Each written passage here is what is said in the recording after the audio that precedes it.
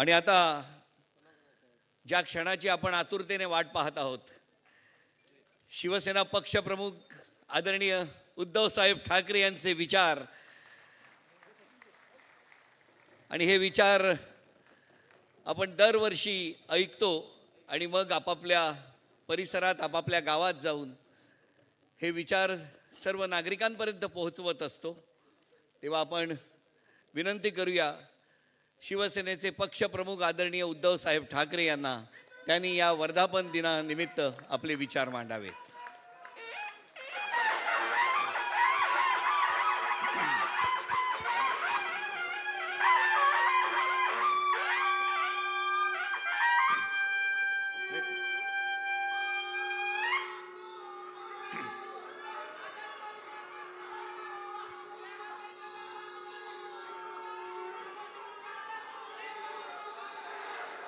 जमलेल्या माझ्या तमाम मर्द लढवय्या शिवसैनिक बांधवांनो, भगिनी आणि मातांनो,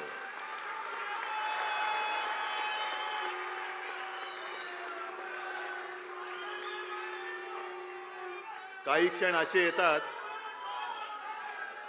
की त्या क्षणी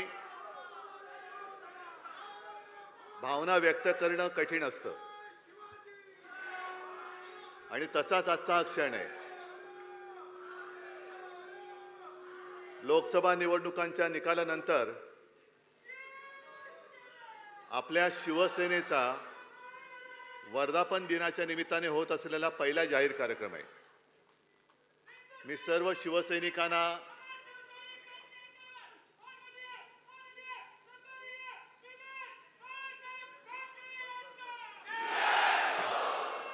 तमाम शिवसैनिकांना आपल्या शिवसेनेच्या मी वर्ष नाही मोजत, कारण शिवसेना म्हटल्यानंतर नवचैतन्य आणि तरुणाई आलीच पाहिजे। त्याच्यामुळे वर्ष किती होऊ द्यात, या वर्धापन दिनाच्या मी शुभेच्छा देतोय। साहजिकच आहे, गेल्या आठवड्यात आपली महाविकास आघाडीची एक पत्रकार परिषद झाली। सगळे आपले घटक पक्ष सोबत होते, काँग्रेस होती, राष्ट्रवादी, इतर सर्वच। त्याच वेळेला मी सर्वांना धन्यवाद दिलेच आहे, पण आज पुन्हा एकदा शिवसेनेच्या वतीने ज्या ज्या देशभक्तांनी महाविकास आघाडीला आणि शिवसेनेला मतदान केलं, आशीर्वाद दिले, त्या सर्वांना, म्हणजे त्याच्यात माझे मराठी आलेच, हिंदू आलेच, दलितही आले, बौद्धही आले, मुसलमानही आले, ख्रिश्चनही आले, शीख सुद्धा आले, सर्व देशभक्तांना मी पासून धन्यवाद देतोय। दोन चांगले बॅट्समन आपण पाहिले। ओपनिंग बॅट्समन कडक होता, मधला बॅट्समन तुम्हाला माहिती आहे कसा होता, आणि अनेकदा माझी परिस्थिती ही शेवटचा जो कोण बॉलर असतो तो बॅटिंगला पाठवल्यानंतर कशी होते तशी होत झालेली आहे। म्हणजे आता रन झालेले आहेत, आता काय करायचं, मारायचा फटका, बसला बॉल तर बसला तर छकडा, नाही तर लकडा, पण लकडा कधी जाणार नाही, मारेन तो छकडाच मारेल। तुम्ही सर्वांनी माझं कौतुक केलेलं आहात। सगळं जे काही विजय झाला त्याचं श्रेय मला दिलेलं आहे, पण मी शून्य आहे। मी कधीही यशाचा मानकरी मीच आहे हे मी कधी मानणार नाही। यशाचे मानकरी, यशाचे धनी हे तुम्ही आहात। कारण शिवसेना प्रमुखांनी दोन गोष्टी मला सांगितल्या। आत्मविश्वास, जे सर्वांना सांगत होते की आपल्यामध्ये आत्मविश्वास असेल तर जगाच्या कोपऱ्यात कुठेही जा, तुला मरण नाही। पण आत्मविश्वास आणि अहंकार ह्याच्यामध्ये फरक आहे। आपल्यामध्ये आत्मविश्वास आहे, होय मी हे करू शकतो, मी यांना पाडू शकतो, हा आत्मविश्वास आहे। पण मी एकटाच हे करू शकतो, जगामध्ये दुसरं कोणीच करू शकत नाही, हा अहंकार आहे, जो मोदींमध्ये। निवडणुकीच्या निकालाचं विश्लेषण सुरू आहे। भाजपला तर तडाखा बसलेलाच आहे, पण तडाखा बसल्यानंतर पुन्हा एकदा बाजूच्या गल्लीत कसं न्यायचं, विषयांतर कसं करायचं हे त्यांना चांगलं कळलंय. म्हणून निवडणूक झाल्यानंतर ताबडतोब सुरू केलं की उद्धव ठाकरे हे पुन्हा मोदी सोबत जाणार, एनडीए मध्ये जाणार. जायचं? ज्याने आपल्याला संपवायचा प्रयत्न केला, आपल्या मातेसमान शिवसेना खतम करण्याचा प्रयत्न केला, त्या नालायकांबरोबर पुन्हा जायचं? मी तुम्हाला सगळ्यांना विचारतोय. म्हणजे त्यांना काय होतंय की गैरसमज पसरून द्यायचा आणि स्वतःचं अपयश झाकून ठेवायचं. अहो, तुमचं तुम्ही बघा ना, आमचं कशाला वाकून बघताय? तुमचं काय काय उघडं पडलंय ते तुम्ही बघा. कशी तुमची वरपासून खालपर्यंत अगदी हा बरोबर काय बोललात, फाटले. माझी पंचायत काय होते, थोडं नंतर थोडी घराण्याची भाषा आपोआप येते. पण मग मग एक सभ्यतेचा तुम्ही शिक्का मारलात माझ्यावर, समानार्थी शब्द शोधावा लागतो. पण आता फाटलेला दुसरा समानार्थी शब्द नाही, त्याच्यामुळे फाटली ती फाटलीच आहे.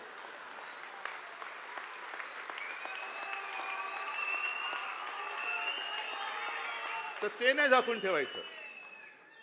मग उद्धव ठाकरे एनडीएत जाणार. आता मध्ये कोणीतरी काढलं भुजबळ शिवसेनेत जाणार.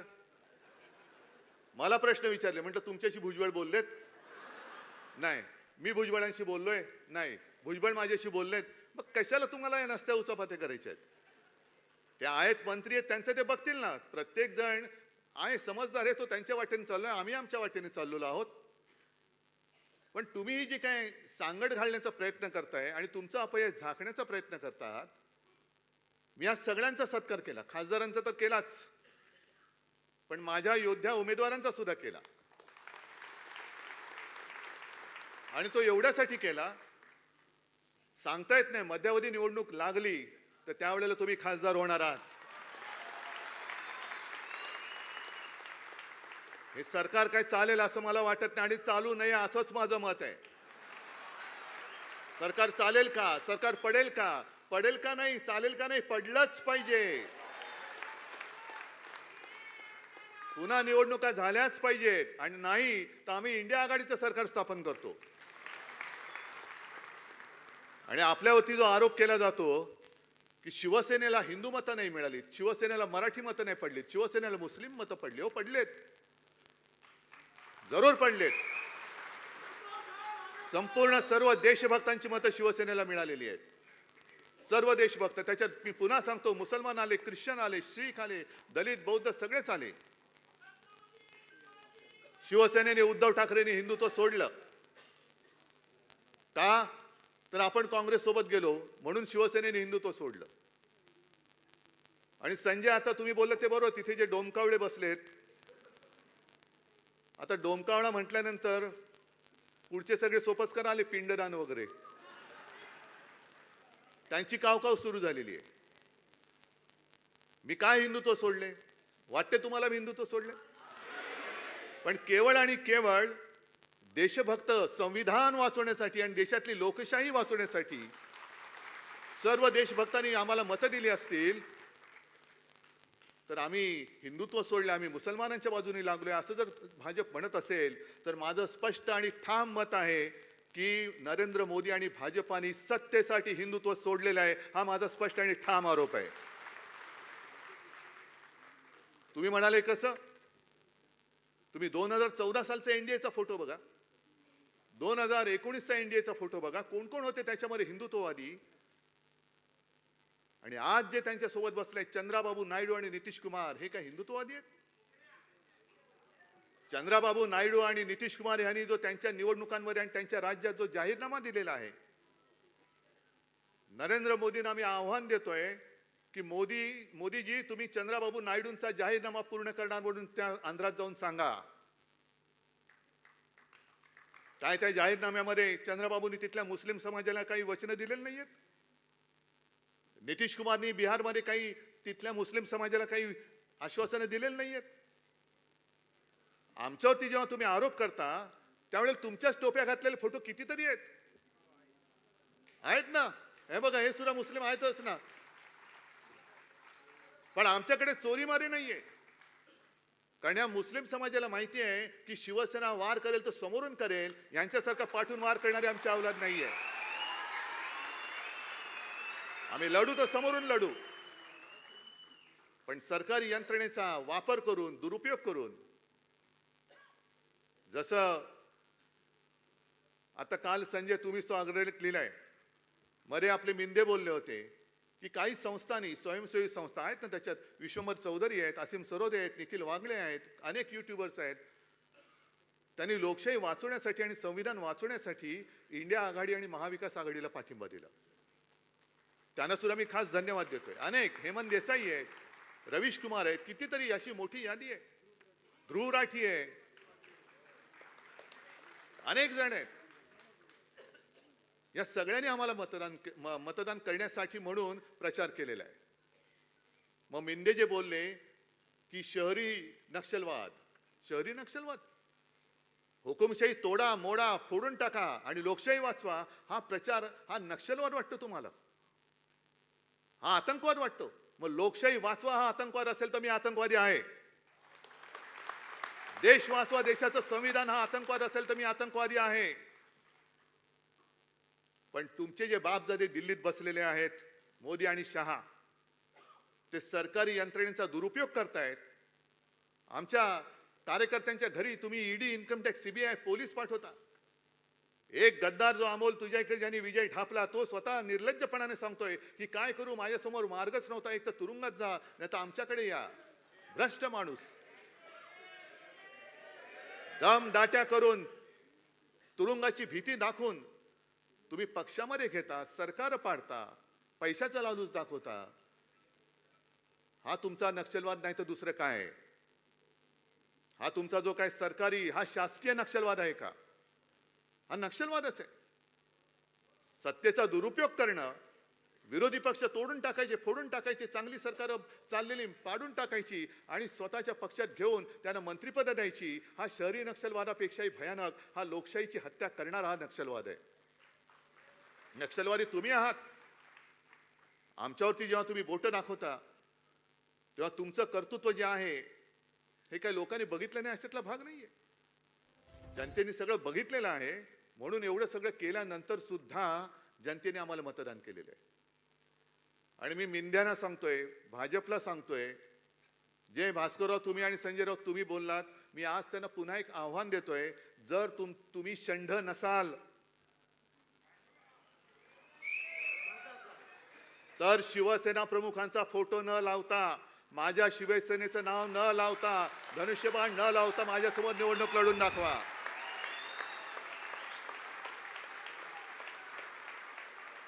आणि नाही तर चंड म्हणून गावामध्ये फिरा, विजेते म्हणून फिरू नका. मला अभिमान आहे,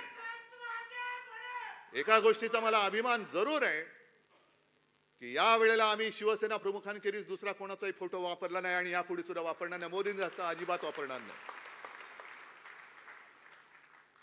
आणि मोदीजी, मी तुम्हाला आमंत्रण देतोय, विधानसभेचा प्रचार महाराष्ट्रात आत्तापासून सुरू करा. मी आहे आणि तुम्ही आहे, फक्त या षंडांना बाजूला ठेवा. नाव चोरायचं नाही, वडील चोरायचे नाहीत, धनुष्यबाण चोरायचं नाही. धनुष्यबाण बाजूला ठेवा, नवीन निशाणी घ्या, मिंद्याच्या वडिलांचा फोटो लावा आणि या समोर. अरे माझ्या वडिलांचे फोटो लावून स्ट्राईक रेट सांगता तुम्ही? षंड कुठले? यांच्याकडनं आपल्या राज्याचं काय भविष्य होणार आहे? पण एक गोष्ट बरी झाली की या निवडणुकीमध्ये आपले कोण आणि परके कोण, मित्र कोण आणि शत्रू कोण हे स्पष्ट झालेले आहे. काही जणांनी केवळ उद्धव ठाकरे नको म्हणून त्यांना बिन शर्ट पाठिंबा दिला.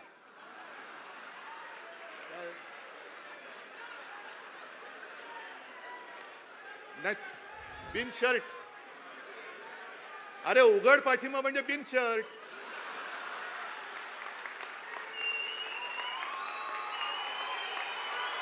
उघड पाठिंबा दिला म्हणजे बिन शर्ट ना. मग नाही, बरोबर का चूक आहे? काय नाही नाही, उद्धव ठाकरे नको, मी हा बघा शर्ट काढला, बिन शर्ट पाठिंबा देतो तुम्हाला, उघड.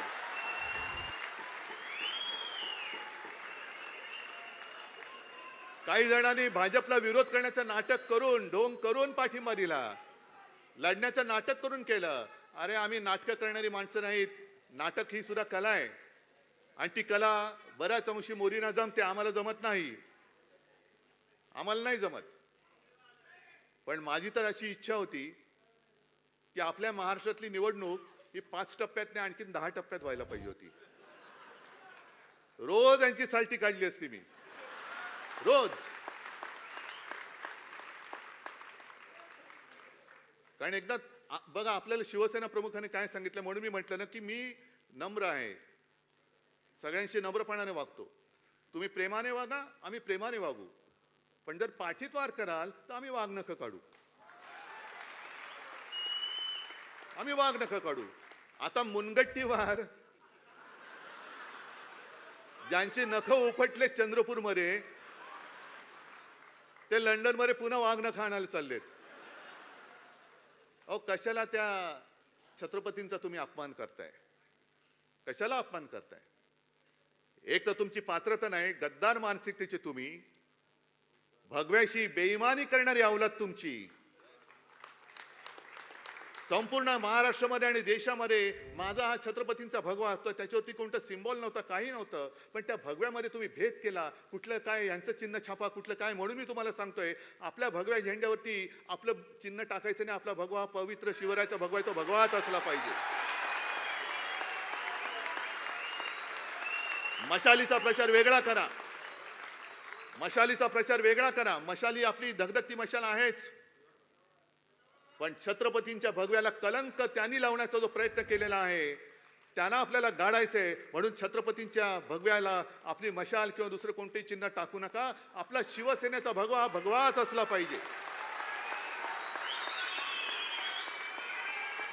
एक आपला भगवा दिसल्यानंतर हा कोणाचा भगवा? अरे कोणाचा भगवा? हा छत्रपतींचा भगवा, शिवरायाचा भगवा, हिंदूंचा भगवा, मराठी माणसाचा भगवा, महाराष्ट्राचा भगवा, वारकऱ्यांचा भगवा आहे, साधू संतांचा भगवा आहे.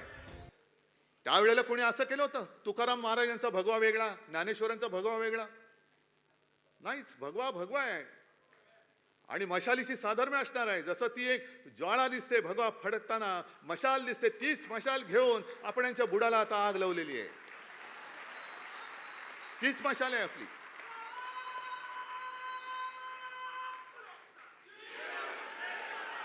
आता नवीन त्यांनी प्रभारी नेमलेत महाराष्ट्रामध्ये. कोण? भूपेंद्र यादव. आणि काय यांचा इतिहास? म्हणजे मंत्री म्हणून नालायक ठरलेत, अपघात मंत्री. काय कोण? वैष्णव, अश्विनी वैष्णव मंत्री म्हणून नालायक ठरलेत. बरं झालं त्यांनी महाराष्ट्राचा कारभार बघायला त्यांच्याकडे दिले, कारण महाराष्ट्रामध्ये सुद्धा आता आणखीन मोठं त्यांचा हे होणार आहे, खालसा होणार आहेत ते. भूपेंद्र यादव सुद्धा पाठीकडे पडलेत, कारभार म्हणून शून्य. जर तुम्ही देशाच्या मंत्र्यांना पक्षाचं काम देणार असाल तर देशाचं काम करणार कोण? आणि असे मंत्री तुम्ही तुमच्या पक्षाच्या कामाला जुंपले तर रेल्वेचे अपघात होणार नाही तर आणखीन काय होणार? म्हणजे सरकार कोणासाठी आहे? कोण चालवते सरकार? मग इथे जे आमचे बसले तुम्ही त्यांना काय म्हणालात? बरोबर बोललात. मग ते पुन्हा येईन म्हणणारे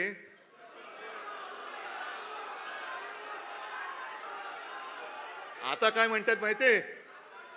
जाऊ द्या ना घरी, आता वाजवले ना 12. आता जाऊ द्या घरी, जाऊ द्या, वाजवले की 12 तुमचे.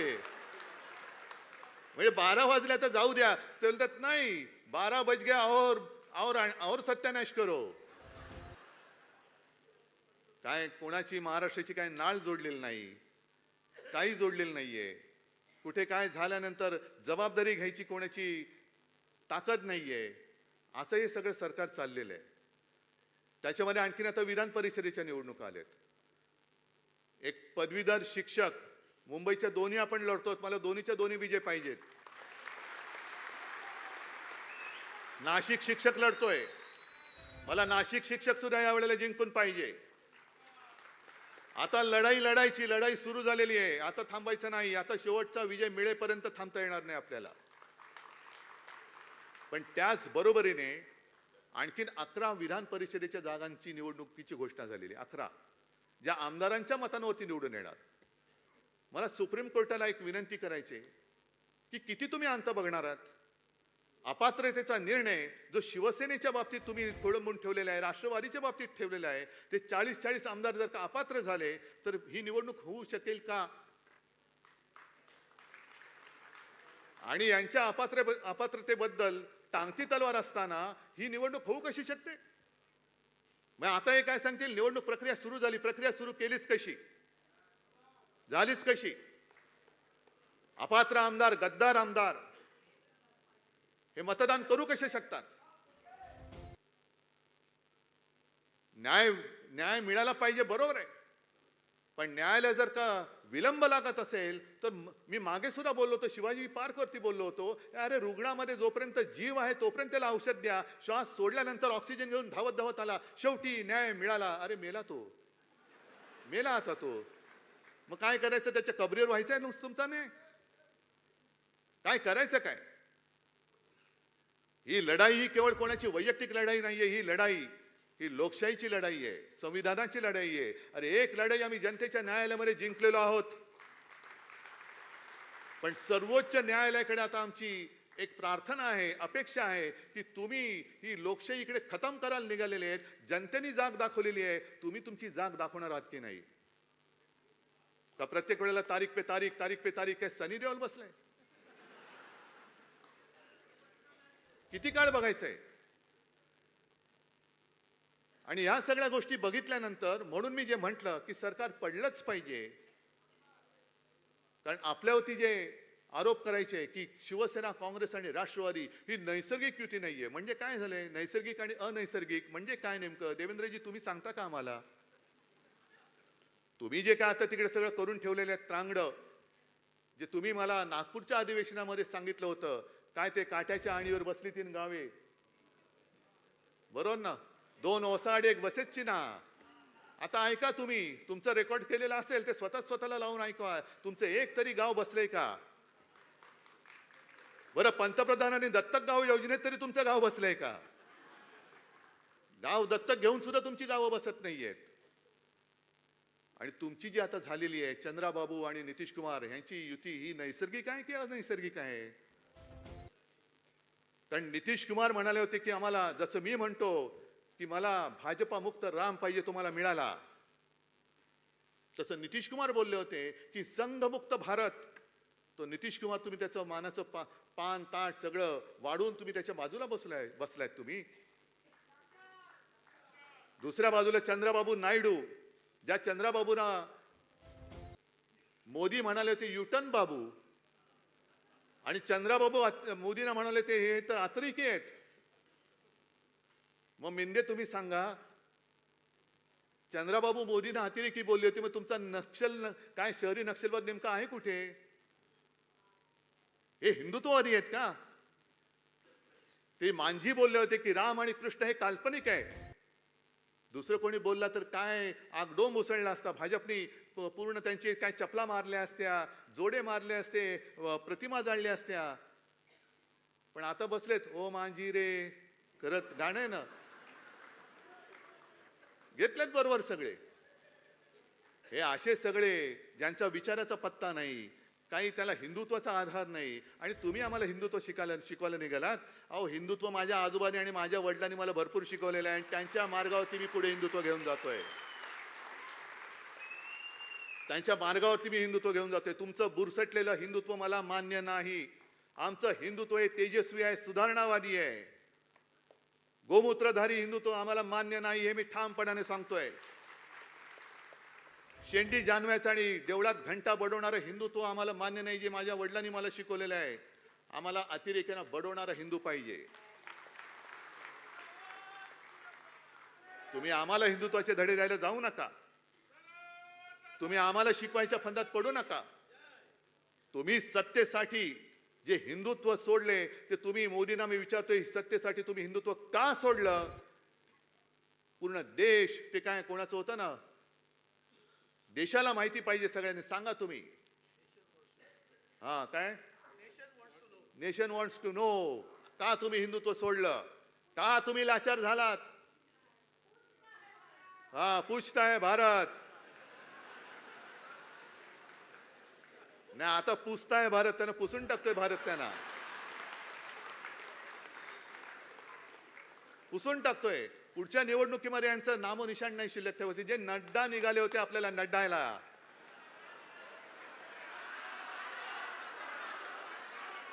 की फक्त भाजपा शिल्लक राहील.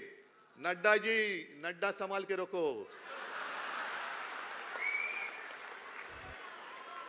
या देशात शिवसेना संपवण्याचे प्रयत्न प्रत्येक वेळेला झाले. शिवसेना त्यांना पुरून उरलेली आहे.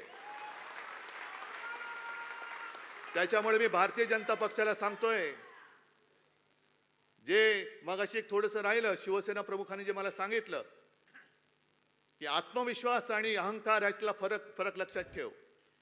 आणि म्हणून मी एक जुनी आठवण, आदित्य तेव्हा शाळेमध्ये होता आणि शेतकऱ्यांचं आंदोलन आपलं चाललं होतं, देता की जाता. दिवाकरजी, आपण सगळे, विनायकजी वगैरे सगळे नेते आपण नागपूरच्या सभेत होतो. आपण घरी मातोश्रीमध्ये ठरवलं, विनायक राऊत वगैरे सगळे आले होते. मी म्हटलं आपण पूर्व विदर्भापासून सुरू करूया, नागपूर. ठीक आहे, कुठून करायचं? म्हटलं मला काय माहित, कारण तेव्हा मी काही सभा वगैरे घेत नव्हतो. म्हटलं नागपूरचं जे मोठं मैदान असेल ते बघा. मग नागपूरचं मोठं मैदान म्हणजे कस्तुरचंद पार्क. चालेल का? चालेल. जाहीर झालं. आदल्या रात्री आम्ही गेलो तिकडे, मी, आदित्य, रश्मी, आम्ही मैदान बघायला गेलो. तेव्हा कोणतरी म्हटलं, मैदान बघितलं तुम्ही? आधी बघितलं नव्हतं का मैदान? म्हटलं काय झालं? नाही, थोडं जरा जास्तच मोठं वाटतंय. दुसऱ्या दिवशी सकाळपासून जे तिकडे रीग लागली, आदित्य जाऊन खिडकीत बघायचा आणि मला येऊन सांगायचा, बाबा आजची तुझी सभा सॉलिड होणार आहे. मी त्याला सांगितलं, लक्षात ठेव आदित्य, ही माझी सभा नाही, तुझ्या आजोबांची सभा आहे. सभा प्रचंड झाली, म्हणजे ओसंडून वाहत होतं कस्तुरचंद पार्क. आणि त्या पार्कात कोणी सभा घ्यायची हिंमत करत नव्हतं, हे मला नंतर कळलं. एक आपल्या शिवसेना प्रमुखांनी घेतली होती, अटलजींची सभा, आणि इंदिराजींनी घेतली होती असं म्हणतात. त्याच्यानंतर चौथा कोणी तोपर्यंत सभा घेणारा नव्हता. मला काय, मी घेतली सभा, ओसंडून वाहिलं. संध्याकाळी घरी आलो, शिवसेना प्रमुखांनी मला विचारलं, काय रे, कशी झाली सभा? मी त्यांना सांगितलं आणि म्हटलं की आदित्य मला म्हणाला की खिडकीत बघून, कारण तो जेव्हा जेव्हा खिडकीत बघायचा तेव्हा ट्रक, रिक्षा, टेम्पो, म्हणजे जे मोदी म्हणाले ट्रक टेम्पो तसे नाहीत, लोकांनी भरभरून चाललेत, झेंडे घेऊन चाललेत, शिवसेना जिंदाबाद घोषणा देत चाललेत. तर मी बाळासाहेबांना सांगितलं की मी आदित्यला सांगितलं, आदित्य मला म्हणाला, बाबा आजची तुझी सभा सॉलिड होणार आहे. तर मी त्याला सांगितलं की आदित्य, माझी सभा नाही, तुझ्या आजोबांची सभा आहे. बाळासाहेबांनी मला थांबवलं, मला म्हणाले, ही माझी सभा नाही, तुझ्या आजोबांची सभा आहे.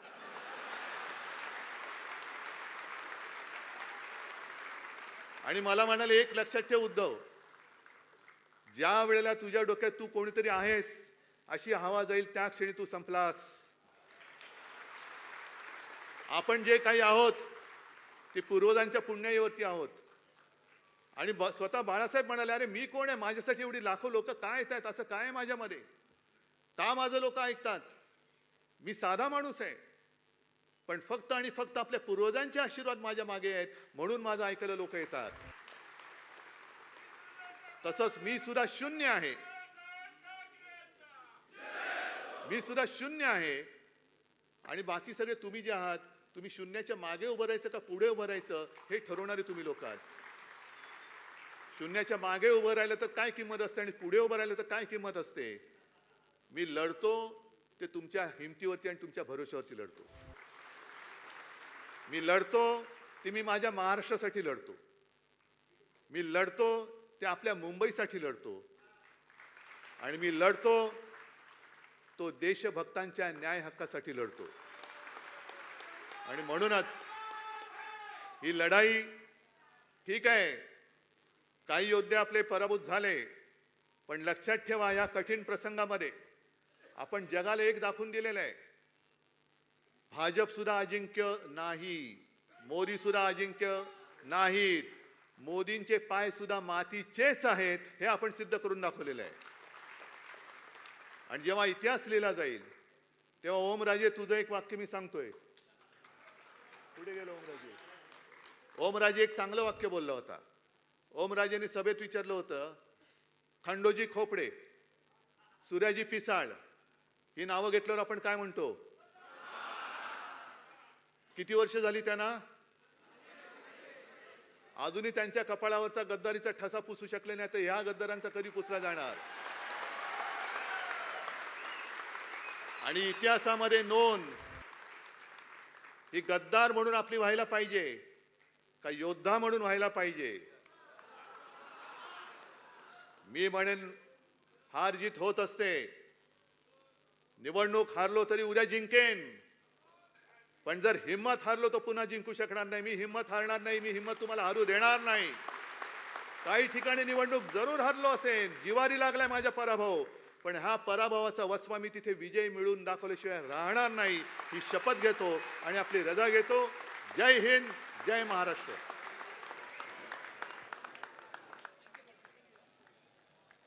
सर्वांनी राष्ट्रगीतासाठी उभं राहावं.